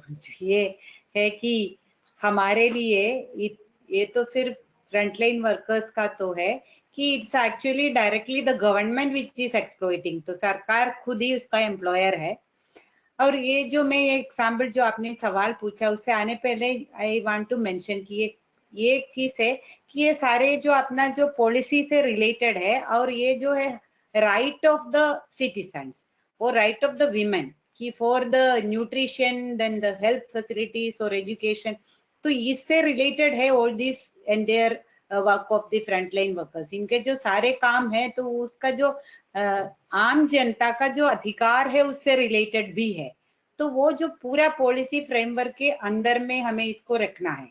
और ये तो बेचारे poorly paid worker, वो औरत है, ये वाले बात सिर्फ उसको जो है ये पूरा पोल खोलना पड़ेगा, तभी जाके हमें इसको फिक्स करना है। जैसे मनीषा जी ने बताया कि ये सारे का जो फाइट है वो एक साथ में हमें छेड़ना पड़ेगा। यहाँ पे ये मैं बताना चाहती कि जो ये पूरा इनबिल्ट है सिस्टम के अंदर में, इनबिल्ट एक्सप्लॉइटेशन है कि जिसको इन्होंने डिजाइन ही ऐसा किया है कि जो पूरा आपका पैट्रियार्कल फ्यूडल वैल्यूज है उसको इनका एक्सप्लॉइटेशन करने के लिए बनाया कि आप देवी है, पूरा जो है वो हेल्थ केयर हो, entire care work, entire care economy is based on the women's unpaid labour. वो तो पूरा दुनिया में अभी भी ये येलो वगैरह के आया है कि ये जो पूरा क्या ये कितना है अभी, even up to 27% of your GDP का 27% है कि ये अप टू दैट कि ये हमारा है। और अपना मैन्युफैक्चरिंग सेक्टर, ट्रांसपोर्ट सेक्टर, ये सबसे ज्यादा हो गया, उससे ज्यादा है हमारा ये कंट्रीब्यूशन। तो ये इतना बड़ा पैमाने का ये शोषण है, उसका एक हिस्सा मैंने एक बहुत बड़ा हिस्सा है जो सामने आया है। और पर्टिकुलरली ये कोविड में तो हमारे सामने में एकदम दिखाई दिया, क्योंकि तुम्हारा पूरा सिस्टम फेलियर है, पूरा जो प्राइवेट सिस्टम जिसको इतना बढ़ावा दे रहे थे, तो ये पब्लिक हेल्थ सिस्टम के अंदर में, और उसमें भी जो जनता के सामने उनका देखभाल करने के लिए इनके अलावा तुम्हारे पास कुछ है नहीं। तुम्हारा हर स्टैटिस्टिक्स इनसे बनता है, तुम्हारा हर काम इनसे बनता है। तुम इनके बिना में कोई सरकार के पास कोई आंकड़ा भी नहीं रहेगा कि वो लोग क्या कर रहे हैं। तो ये स्थिति है इसमें। तो उसके अंदर और ये देखिए उनका आयरनी देखिए कि उनका अपॉइंटमेंट का जो क्राइटेरिया क्या है कि वो सबसे पिछड़े होना चाहिए, विधवा होना चाहिए, बैकवर्ड कम्युनिटी होना चाहिए, और उनका एम्प्लॉयमेंट है ये। और दूसरे जगह बोल रहे कि ये तो वॉलंटरी काम है, तो तुम अपना फालतू टाइम में कर रहे। तो इसके अंदर में इतना जो है ये कॉन्ट्रडिक्शंस मिलेंगे, और ये सबको जो है पकड़ना पड़ेगा हमें पॉलिसी लेवल पे, जो ये प्राइमरीली। और हमारी ये आंकड़े आए, हमारा एकदम मिनिमम आंगनवाड़ी, आशा और मिड डे मील, ये 3 हिस्से का 60 लाख महिलाएं काम कर रहे हैं। और सिर्फ इनका ही हिसाब जोड़ो तो हमारा 6 लाख करोड़, 6 लाख करोड़ रुपया हम लोग सब्सिडी दे रहे हैं सरकार को हर साल। तो ये हमारी इतना मिनिमम, इस ये तो कम है, तो इससे भी ज्यादा होगा। तो ये इसके अंदर में है हमारा। तो ये लेवल तो हमारा तो आंदोलन का, आपने पूछा है कि ये आंदोलन का और या हमारा इसमें चेंज लाने का। और एक और है इसमें सबसे पॉजिटिव चीज एक आप देखिए कि हमारा इसमें हम सोच रहे कि वी आर प्राउड कि हमारा इसका जो आइडेंटिटी है ना, जो वो आइडेंटिटी ऐसे वर्क, और जो हम ये कर रहे हैं ये काम है और हम वर्कर है, ये आइडेंटिटी के लिए ही हमारी लड़ाई था ये। इसलिए वो ट्रेड यूनियन की लड़ाई उसमें लड़ा गया, और जो उसके लिए वो हम पॉलिसी लेवल पे भी हम दबाव दे पाया। और ये हमारे अपने डिपार्टमेंट से WCD हो या हेल्थ हो, वो बोलते कि तुम तो कोई वर्कर नहीं है, वॉलंटियर है। लेकिन हमने ये लेबर डिपार्टमेंट से एक कैटेगरी ऑफ वर्कर्स उसको साबित कर पाया। और जो इंडियन लेबर कॉन्फ्रेंस के अंदर एंटायर ट्रेड यूनियन मूवमेंट है, उसका जो है रिकमेंडेशन है कि they have to be recognised as workers. माने ये तो ये जो बाकी जो आंदोलनों के बारे में मैं आ रही हूँ, लेकिन ये जो पूरा का पूरा वो फ्रेमवर्क के अंदर में ही हमने इनका वो पूरा चोरी के वो जड़ में पकड़ा है कि ये वर्क है और तुम्हें रिकॉग्नाइज करना है, इसको न्यूनतम वेतन देना है, मिनिमम वेज देना है। ये Indian labour conference the highest tripartite body में है ये फैसला है। लेकिन कोई सरकार उसके बारे में बात नहीं कर रहा है, कोई पॉलिटिकल पार्टी भी बात नहीं कर रहे हैं कि एक्सेप्ट फ्यू। लेकिन बात तो जरूर सब लोग कर रहे हैं कि इनका वेतन बढ़ना चाहिए। अच्छा ये बेचारे बहुत माने बहुत कम तनख्वाह है, तो बात होना चाहिए। वो कहाँ से आया? क्योंकि वो पिछले एक दशक का आप देखो कि हर दिन में जो सड़क में ये दिखाई दे रहे थे अपने मुद्दा लेके, अपने अलग अलग, जो कभी किसी का रेप हुआ है, किसी का हाथ कट गया, कि एक सुपरवाइजर का तो ये मध्य प्रदेश में आया था कि वैसे ही केस में उसका हाथ काट दिया। इस तरीके का जो अटैक भी हो, तनख्वाह तो मिल ही नहीं रहा है कहीं, 6-6 महीने का। इवन कैपिटल सिटी के अंदर आंगनबाड़ी आशा वर्कर को तनख्वाह नहीं मिल रही जो उन्होंने ऑलरेडी काम कर चुका है। तो ये है, और कम तनख्वाह वाला बात ही नहीं है, जो ऑलरेडी तुमने कमिट किया है वो तुम नहीं दे रहे हैं, और बार बार जो है बजट में कटौती किया जा रहा है, वो सारे वो पॉलिसी से तो रिलेटेड हो जाता है। तो और जो घोषणा तो आते हैं कि बहुत बेचारे इसको तो 100 रुपया बढ़ गया, ये वाला बात है, लेकिन हमने उसका जो वो बेसिक चीज के अंदर में ही इसको फिक्स करने का पूरा कोशिश किया है। और एक है इनका काम ही वो भी, it is also related why the ASHA workers were appointed, why the NHM was started. It is also because of the women's movement and the trade union movement, जबकि है कि महिलाओं का ये हक है कि इनका मैटरनिटी बेनिफिट होना चाहिए, इंस्टीट्यूशनल डिलीवरी होना चाहिए, तो उससे रिलेटेड एक है आया है, और उसी से रिलेटेड ये आया हुआ है कि ये तो आंदोलन के बदौलत तो हुआ है। और पिछले जो है हम बोले कि तनख्वाह वाला बात अगर हम बोलेंगे कि जो 2016 से 19 तक भी कम से कम 6 राज्यों में, कि एक तो ये सुरेखा है कि हमारी सबसे बड़ी एक लड़ाई लड़ा है कि एक तो पूरा इतना स्ट्राइक किया है कि वो हरियाणा के अंदर में सबसे ज्यादा अच्छा एक पैकेज हम बोल सकते हैं कि आशा वर्कर्स का मिला है। फिर उसको लागू, उसका ऑर्डर निकलवाने के लिए फिर और एक लंबा लड़ाई पूरा साल का, फिर अभी उसको लागू करवाने के लिए फिर एक लंबा लड़ाई। तो इस तरीके से कंटिन्यूअसली ऑन द स्ट्रीट्स ये स्कीम वर्कर्स जो पिछले दशक का दिखते हैं, और वो participation in the trade union movement, even the trade union movement का भी पर्सपेक्टिव बदलने के लिए ये, और जो है तरीका आंदोलनों का एक जो है पॉलिटिकल प्रेशर भी डालने के लिए आया है। मैं ये बोल रही थी कि इवन जो पॉलिटिकल पार्टीज का पिछले 2014 का चुनाव में हमने देखा, हर एक पॉलिटिकल पार्टी का चुनावी घोषणा पत्र में आंगनवाड़ी वर्कर का तनख्वाह बढ़ाएंगे आया था।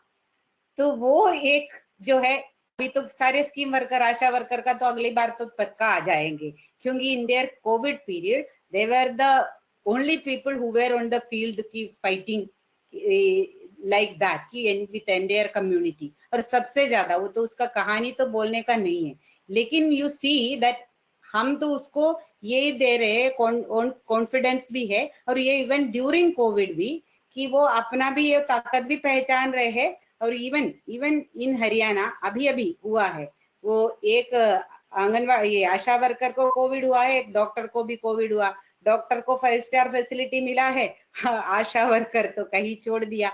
तो एंटायर जिले में पूरा अंबाला में आशा वर्कर्स ने एकदम पूरा काम बंद करके आंदोलन करके उसको सुविधा दिलाया है। तो इस तरीके से वो जो आंदोलनों को तो ये आगे पे मींस ला रहे हैं।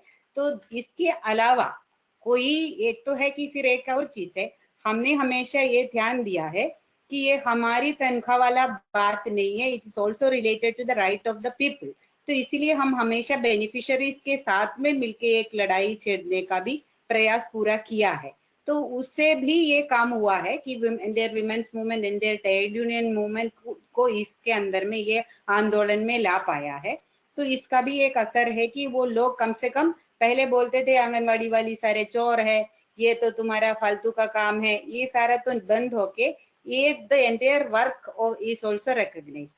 अभी हम लोग इसको ये जो है इवन CITU का हमारा और स्कीम वर्कर्स मूवमेंट को भी, ये स्कीम वर्कर्स शब्द भी हमने ही कोइन किया है कि एकदम ये तो ये श्रम का जो लूट चल रहा है उसको। और अभी हमने इस बार में 8 मार्च को, ये जो कोविड आने से तुरंत पहले हम एक बहुत बड़ा आंदोलन किया था कि 8 मार्च को, कि उसका बेसिस यही था कि ये जो इसका ये एक्सप्लॉइटेशन का बेस है, तो फर्स्ट रिकॉग्नाइज, इवन ILO बोलते हैं कि recognise, reduce and redistribute the care work. हम बोलते हैं कि ये recognise the care work by the scheme workers और and other women, working women entire. उसको ये है कि ये पहले तो तुम कैलकुलेट करो कि ये इसका कितना हिस्सा है। तो this is one of the things which we started at policy level also.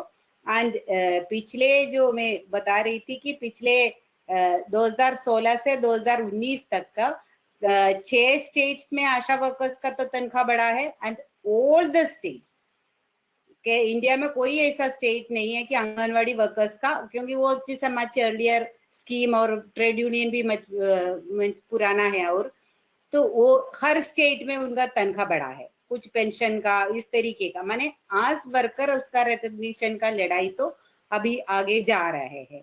लेकिन इस कोविड के ड्यूरिंग कोविड ऑल्सो हमने ये किया है कि ये सुरक्षा का बात और ये बीमा का बात जो बोला है 50 लाख, वो तो एक तो है बीमा, तो ये नहीं है, it is a life insurance only. तुम मरोगे तो कुछ मिलोगे, तो वो और जो है इसका इवन एक एग्जाम्पल मैं देना चाहती हूँ कि अलग अलग पहलू, आप लोग तो उसी पे काम करने वाले हैं। एक वर्कर जो है वो बीमार हो गया कोविड का और उसको क्वारंटाइन में ले गया, उसका पूरा फैमिली को ले गया। तो वो बोल रही थी कि मेरा जो गाय है वो दूध दे रहे हैं, तो उसको तो सिर्फ मैं ही दूध निकालूंगी तभी करवाते हैं, तो वो इनकम भी मेरा बंद है।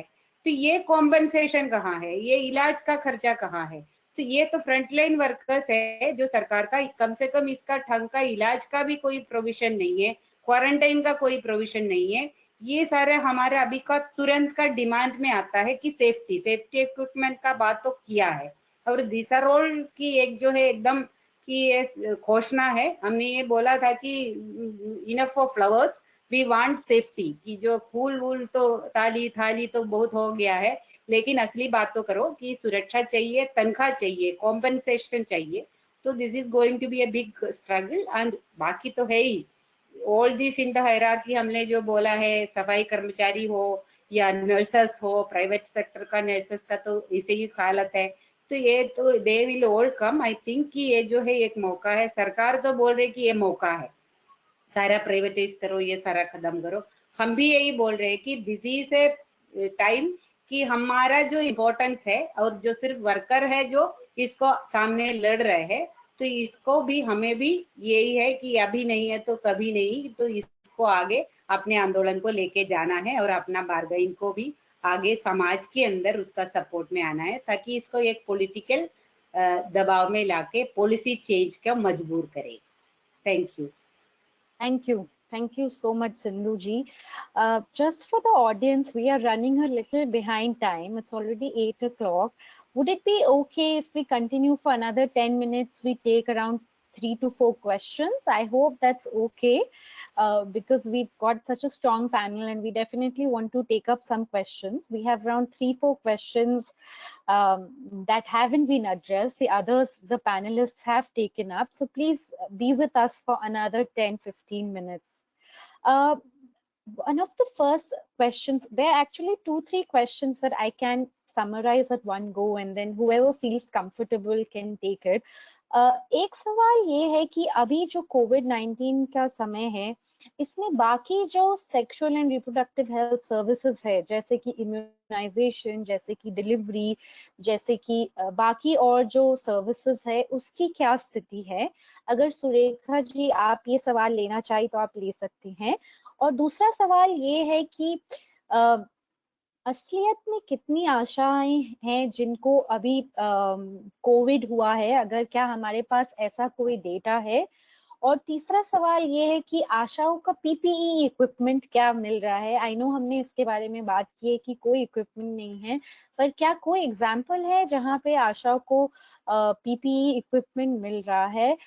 और फाइनली जो बहुत ही इम्पोर्टेंट क्वेश्चन मुझे लगा कि आशा वर्कर वुमन ही क्यों है? हम औरतों को ही आशा वर्कर क्यों बनाते हैं? And just an addition to that is कि क्या हमें लगता है कि कोई भी ऐसा प्रोबेबिलिटी है कि आशास को हेल्थ सिस्टम का पार्ट बनाया जाए, not as volunteer workers but as a part of the health system? So these are 3-4 questions. आप लोग में से जो भी लेना चाहे, मैं पहले सुरेखा दीदी के पास जाती हूँ। सुरेखा दीदी, आप क्या इसका जवाब देना चाहेंगी कि जो बाकी सर्विसेज है जैसे कि डिलीवरी, इम्यूनाइजेशन, ये सब की क्या स्थिति है अभी गांव के स्तर पर? काफी मुश्किल, हम कह सकते हैं कि मुश्किलों का सामना करना पड़ रहा है। और जो भी बहुत सारे हॉस्पिटल्स हैं जो कोविड के लिए ही, जहाँ पे आइसोलेशन वार्ड बना दिए या पूरा का पूरा जो हॉस्पिटल है वही कोविड के लिए हो गया, तो वहाँ पे जो जनरल हम कह सकते हैं कि जो इलाज चल रहा था वो ऑलमोस्ट बंद है, और उसके लिए काफी भटकना पड़ रहा है लोगों को। और इसमें आशाज के लिए मुश्किल ये है कि लोग उनसे कांटेक्ट करते हैं, जब वो प्रॉब्लम में होते हैं तो वो कहते हैं कि अब हम क्या करें, उनके पास भी कोई सॉल्यूशन उस बात का है नहीं। तो सर्विसेज पहले से ही जो काफी कम है, हेल्थ की हमारी सर्विस, हमारी जो जरूरतें हैं उनके मुताबिक काफी कम है। तो उस कम में से भी आप ये मानो कि और ज्यादा ये कम हो गई हैं, तो जो रेगुलर नीड्स हैं वो पूरी नहीं हो पा रही हैं, काफी मुश्किलें इसके अंदर आ रही हैं। ये हम देख रहे हैं। और इवन की जो प्राइवेट हॉस्पिटल्स हैं जो रेगुलर चल रहे थे वो भी बंद हो गए। उन्होंने रेस्पॉन्ड अपना कोरोना से डर के कि कहीं कोई इन्फेक्शन ना आए या जो भी, तो वो भी उस तरीके से पेशेंट्स को नहीं ले रहे हैं नॉर्मल टाइम में जिस तरह से वो पेशेंट्स को ले रहे थे। ये अभी है प्रॉब्लम इसके अंदर काफी सारी। थैंक यू सुरेखा दीदी। जो हमारा दूसरा सवाल है, आप में से कोई भी ले सकता है कि आशा को, एक औरत को ही आशा क्यों बनाया जाता है? क्या लगता है आप लोगों को, कोई भी? Sapna, I just wanted to come in here. please, Sneha. मैं इस सवाल का जवाब डायरेक्टली नहीं देना चाहती। आई थिंक हमारे पैनलिस्ट उस पर बता सकते हैं, but I just wanted to give an example कि उड़ीसा में एक पैरेलल प्रोग्राम चलता था बहुत सालों पहले तक, जो जहाँ पे मल्टीपर्पज वर्कर्स होते थे जो मेल होते थे। तो वो they used to be considered as a friend of the ASHA, जो ज्यादा ट्रैवल नहीं कर पाएगा तो अगर वो नहीं कर पाती है तो he will assist her.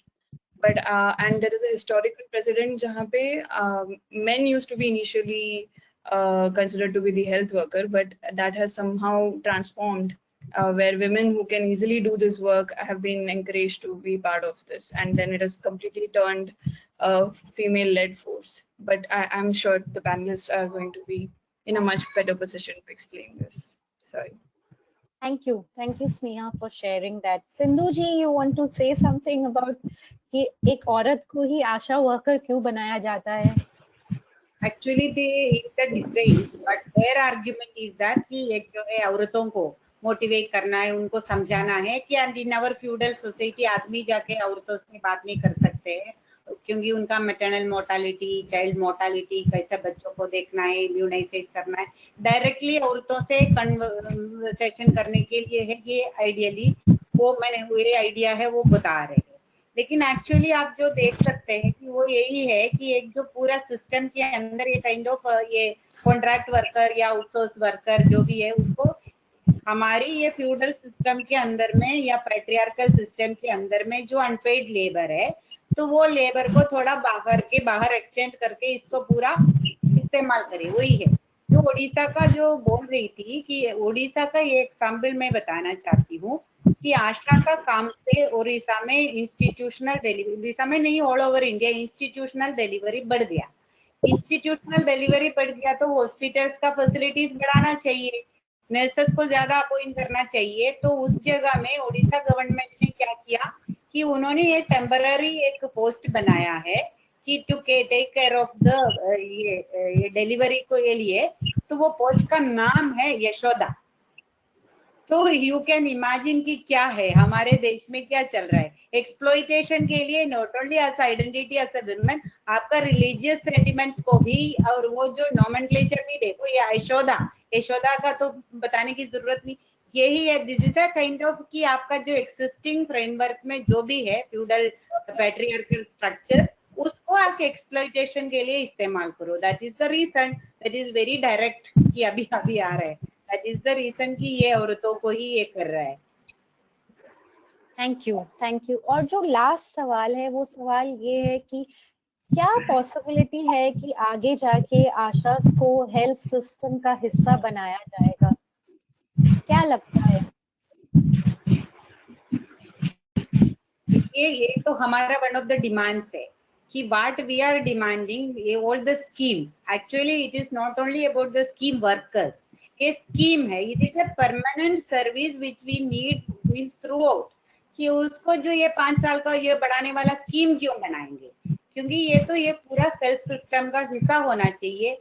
And anganwadi तो एक चाइल्ड केयर तो एंटायर जो मैटरनल एंड चाइल्ड केयर का सिस्टम का परमानेंट स्ट्रक्चर होना चाहिए। तो हम बोलते हैं कि ये डिपार्टमेंट का हिस्सा बना के परमानेंट स्ट्रक्चर्स का या परमानेंट डिपार्टमेंट का हिस्सा होना चाहिए, देन इट इज नेचुरल कि ये इनको भी उसका हिस्सा होना चाहिए। It is one of our demands जो पॉलिसी लेवल पे कि आई थिंक इट इज ये जो हमारा विमेन्स मूवमेंट का भी है, जो फूड एक्टिविस्ट का है, वो सबका जो डिमांड है कि ये जो सिस्टम को होना चाहिए।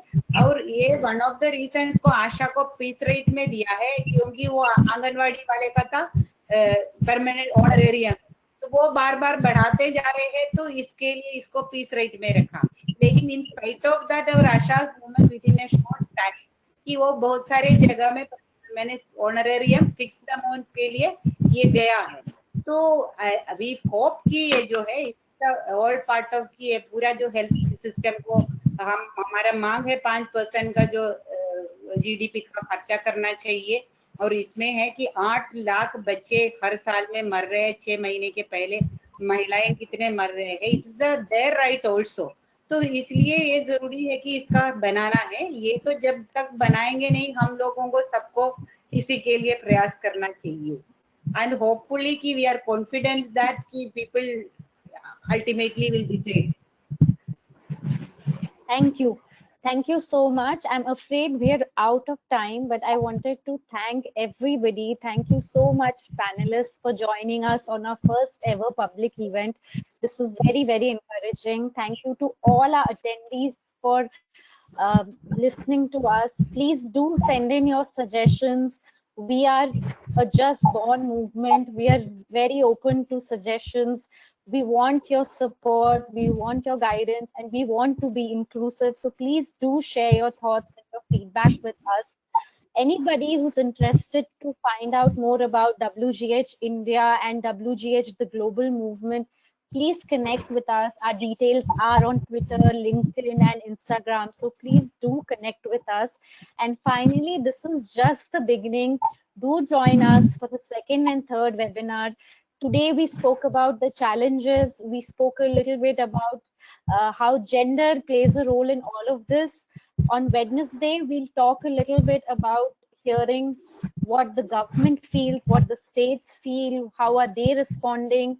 And finally, on Friday, we'll hear a little bit about national level policy making and how some of these issues are being addressed.